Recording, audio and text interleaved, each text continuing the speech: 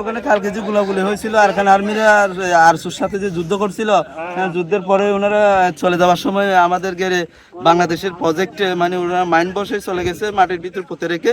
এখন গেরে আমাদের লোকজন কাজ করতে গেছে, উনি মাইন্ডে পা পড়ছে, ওনার পাটা বিচ্ছিন্ন হয়ে গেল। বাসা হচ্ছে আমাদের লম্বা বিল মাঝের পাড়া। ওনার নাম হচ্ছে হানিফ, ওনার বাবার নাম হচ্ছে ফজল করিম। এখানে আমার এক ভাই গেছে যে গেট দেখতে, গেটের মধ্যে উনি যখন বেরিবাদ দিয়ে হাঁটতেছিল তখন ওনার পায়ে বিস্ফোরণ হয়েছে, যে মাইন্ড বিস্ফোরণ হয়েছে, ওনার পাটা ছিঁড়ে গেছে বা হারিয়ে গেছে ওনার।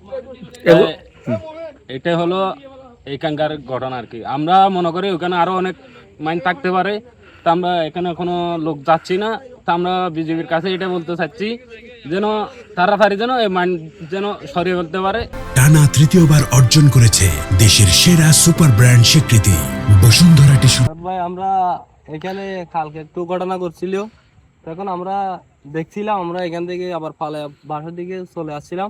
আবার আজকে গেছিলাম, আজকে যাওয়ার জন্য আমি গেট থেকে হাঁড়ি কতর মধ্যে যাই আইন দিয়ে যাচ্ছি।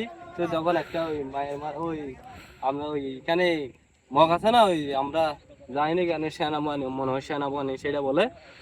ওই এখন আমরা চলে যাওয়ার জন্য হাঁড়ি যাওয়ার জন্য আমাদের বাইয়ের ওই ডান ভাটা বোমা হামলায় ওইটা কি পাটা ছিঁড়ে গেছে। এখন আমরা আতঙ্কিত বলতে গেলে এখন যাইতে আমাদের অনেক বই করে আমরা যাওয়ার জন্য প্রস্তুত না। আমাদেরকে সরকার থেকে, আমাদের দেশের থেকে আমরা এইটার জন্য সহযোগিতা চাই, এইটা তুলে দেওয়ার জন্য আমরা সহযোগিতা চাই। আমাদের অনেক বই লাগে ভাই।